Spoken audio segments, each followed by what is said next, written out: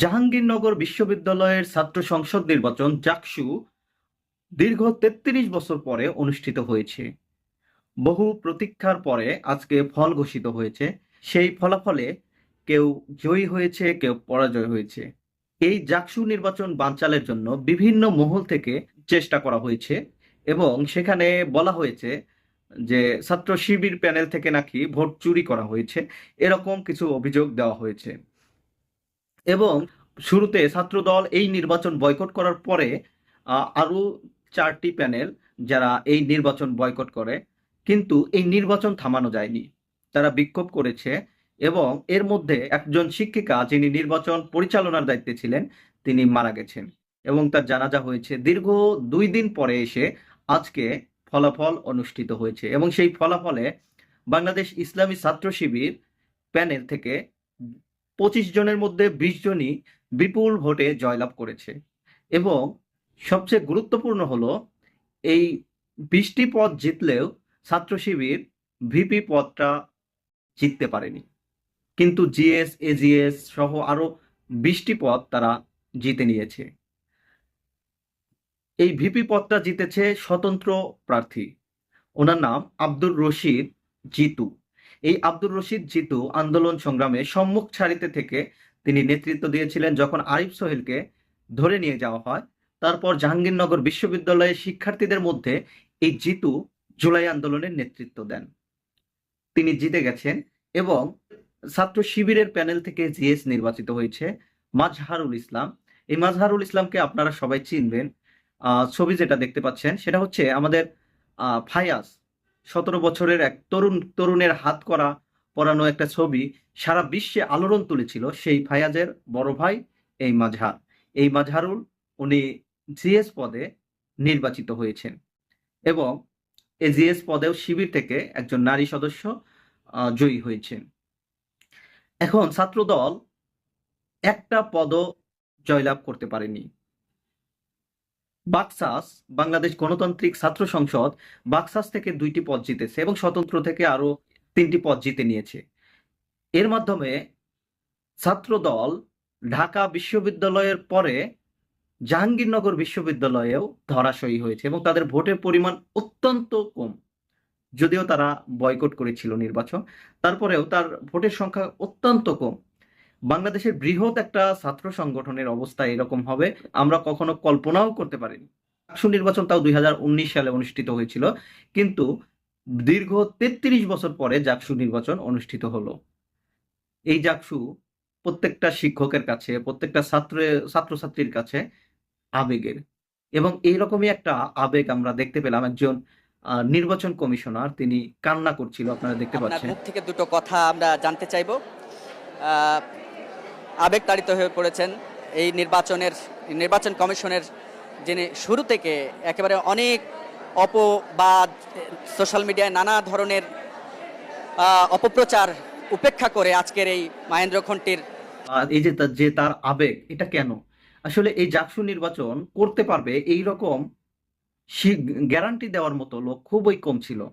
এবং ছাত্রদল এবং কয়েকটি প্যানেলই না, শুধু নির্বাচন কমিশনারদের মধ্যেও সাদা দলের বা ছাত্রদলপন্থী যারা ছিল তারা এখান থেকে এই নির্বাচন বর্জন করে তারা চলে গেছে।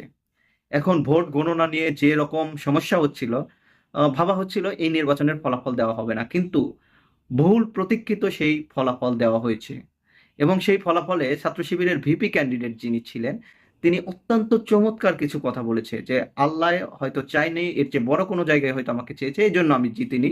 এবং যিনি জিতেছে তাকে অভিনন্দন জানিয়েছে। এই যে যে চমৎকার একটা রাজনৈতিক শিষ্টাচার তিনি দেখালেন, এটা আসলে আমি খুবই অভিভূত। এইরকম রাজনীতি সারা বাংলাদেশে চলা উচিত এবং ছাত্র দল সহ অন্যান্য সংগঠনেরও এই রাজনীতিটা শিখতে হবে। তার মনে আমি কোনো কষ্ট দেখিনি। তিনি যে হেরে গেছেন, যদি অনেকে বলছেন যে তাকে বসিয়ে দেওয়া হয়েছে, তারপরেও তার মনে কোনো কষ্ট দেখছি না আমরা। এই যে যে স্যাক্রিফাইস, এই যে যে তিনি জিতেননি তারপরেও যে তার কোনো আক্ষেপ নেই, এই বিষয়টি আসলে খুবই সুন্দর রাজনীতির একটা উদাহরণ। তিনি কি বলেছেন একটু দেখাচ্ছি। বাংলাদেশ ইসলামী ছাত্র শিবির সমর্থিত সমন্বিত শিক্ষার্থী জোট প্যানেল থেকে আমি বিপি পদে প্রতিদ্বন্দ্বিতা করেছিলাম। আল্লাহ তাআলা চাননি যে আমি নির্বাচিত হই, তিনি হয়তো আমার জন্য এর চেয়ে ভালো কোনো কিছু আমার কপালে রেখেছেন, সেজন্য আল্লাহ তাআলা আমাকে হয়তো এখান থেকে দায়িত্ব থেকে বিরত রেখে আমাদের আরেকজন ভাই আব্দুর রশিদ জিদু ভাইকে সেই দায়িত্বটা দিয়েছেন। আল্লাহ তাআলা ভাইয়ের কাজকে সহজ করে দিন, ভাইয়ের কাজের মধ্যে বরকত দান করুন। দেখলেন ইনি কি বললেন। যাই হোক, যা বললেন আপনারা শুনলেন। এখন এই জাকসু নির্বাচন যদি যারা বানচাল করতে চাচ্ছিলেন, যদি বানচাল হতো, কি সমস্যাটা হতো? সাধারণ শিক্ষার্থীদের মন ভেঙে যেত। যারা ভোট দিয়েছে, প্রায় 67% মানুষ ভোট দিয়েছে। বিশ্ববিদ্যালয়ের শিক্ষার্থীরা এটা মেনে নিত না। জাহাঙ্গীরনগর বিশ্ববিদ্যালয়ে উশৃঙ্খল পরিস্থিতি তৈরি হতো। 2 নম্বর যা হতো সেটা হচ্ছে, এই জাকসু নির্বাচন যদি এইবার ভণ্ডুল হয়ে যেত, তাহলে ভবিষ্যতে জানেন তো 33 বছর পরে জাকসু, আর কবে জাকসু হতো এর কোনো নিশ্চয়তা ছিল না।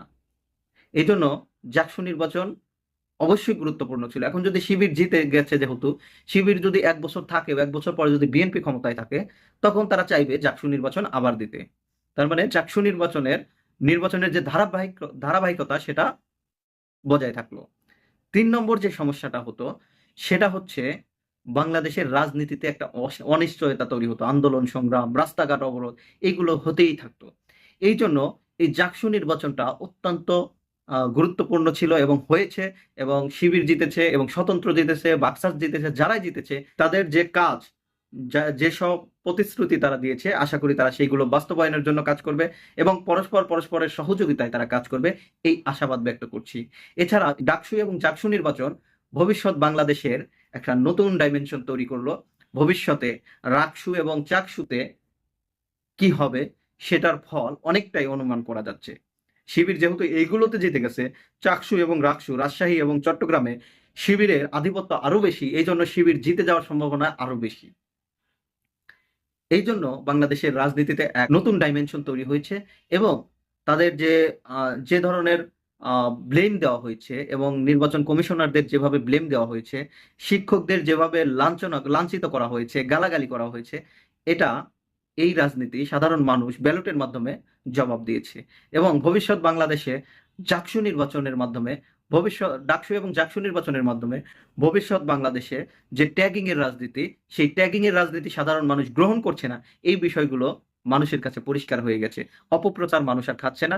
বামপন্থীদের রাজনীতি অনেকটাই তলানিতে গিয়ে ঠেকেছে এবং বিএনপি এবং ছাত্রদল যে মুক্তিযুদ্ধের চেতনা নিয়ে রাজনীতি করতে চায়, সেই চেতনা বিক্রির রাজনীতি বাংলাদেশ থেকে বিতাড়িত হয়েছে।